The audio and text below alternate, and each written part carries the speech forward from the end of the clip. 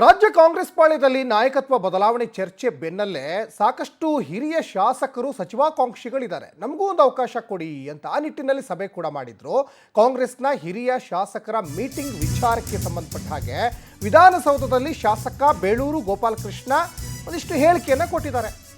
ಇದು ವಿಧಾನಸೌಧದಲ್ಲಿ ಶಾಸಕ ಬೇಳೂರು ಗೋಪಾಲಕೃಷ್ಣ ಅವರ ಹೇಳಿಕೆ. ಸಮಾನ ಮನಸ್ಕ ಹಿರಿಯ ಶಾಸಕರು ಸಭೆ ಸೇರಿದ್ವಿ. 2028ಕ್ಕೂ ನಮ್ಮ ಸರ್ಕಾರವೇ ಅಂದರೆ ಕಾಂಗ್ರೆಸ್ ಸರ್ಕಾರವೇ ಅಧಿಕಾರಕ್ಕೆ ಬರಬೇಕು, ನಮಗೂ ಮಂತ್ರಿಗಿರಿ ಸ್ಥಾನವನ್ನು ಕೊಡಬೇಕು.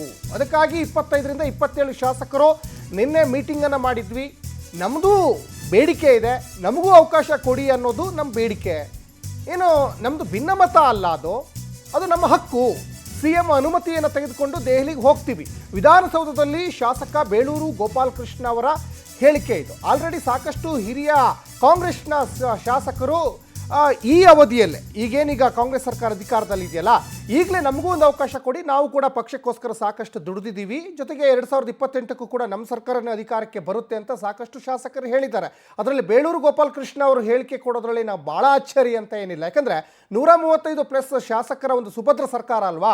ಆ ನಿಟ್ಟಿನಲ್ಲಿ ನಮ್ಮದು ಭಾಳ ಸುಭದ್ರವಾಗಿದೆ, ಮುಂದಿನ 2028ಕ್ಕೂ ಕೂಡ ನಮ್ಮ ಸರ್ಕಾರನೇ ಬರುತ್ತೆ ಅಂತ ಸಹಜವಾಗಿ ಒಂದು ಆತ್ಮವಿಶ್ವಾಸವನ್ನು ಬೇಳೂರು ಗೋಪಾಲಕೃಷ್ಣ ಅವರು ವ್ಯಕ್ತಪಡಿಸಿದ್ದಾರೆ. ಆ ನಿಟ್ಟಿನಲ್ಲಿ ನೋಡಿ, ಸಮಾನ ಮನಸ್ಕರು ಕಾಂಗ್ರೆಸ್ನ ಹಿರಿಯ ಶಾಸಕರು ಸಾಕಷ್ಟು ಜನ ಅಸಮಾಧಾನಗಳನ್ನು ಹೊರಗಡೆ ಹಾಕ್ತಾ ಇರ್ತಾರೆ. ನಾವು ಪಕ್ಷಕ್ಕೋಸ್ಕರ ದುಡಿದಿದ್ದೀವಿ, ಜೊತೆಗೆ ನಮಗೂ ಒಂದು ಅವಕಾಶ ಕೊಡಿ, ಈಗ ಅಲ್ದಿದ್ರೆ ಇನ್ಯಾವಾಗ ನಮಗೆ ಅವಕಾಶ ಕೊಡ್ತೀರಾ, ಹಾಗಾಗಿ ನಮಗೊಂದು ಕೊಡಬೇಕು, ಮತ್ತು ಸಿದ್ದರಾಮಯ್ಯನವರ ಪರ್ಮಿಷನ್ ತಗೊಂಡು ದೆಹಲಿಗೂ ಬೇಕಾದ್ರೆ ಹೋಗಲಿಕ್ಕೆ ನಾವು ಸಿದ್ಧ ಅಂತ ಬೇಳೂರು ಗೋಪಾಲಕೃಷ್ಣ ಅವರು ವಿಧಾನಸೌಧದಲ್ಲಿ ಹೇಳಿಕೆ ಕೊಟ್ಟರು. ಒಂದು ಸಮಾನ ಮನಸ್ಕರ ಇರುವಂತ ಒಂದಿಷ್ಟು ಹಿರಿಯ ಶಾಸಕರುಗಳಲ್ಲೂ ನಾವು ಸೇರಿದ್ದೀವಿ.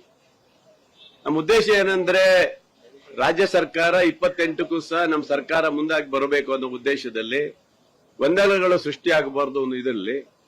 ಹಾಗೆ ನಾವು ಸಹ ಸುಮಾರು 3 ಸರಿ 4 ಸರಿ 5 ಸರಿ ಗೆದ್ದಿರುವಂತಹ ಸೀನಿಯರ್ಗಳು ಇರೋದ್ರಿಂದ ನಮಗೂ ಸಹ ಮಂತ್ರಿ ಸ್ಥಾನವನ್ನು ಕಲ್ಪಿಸಿಕೊಡ್ಬೇಕು ಅನ್ನೋದು ನಮ್ಮೆಲ್ಲರೂ ಚರ್ಚೆ ಮಾಡಿದ್ವಿ.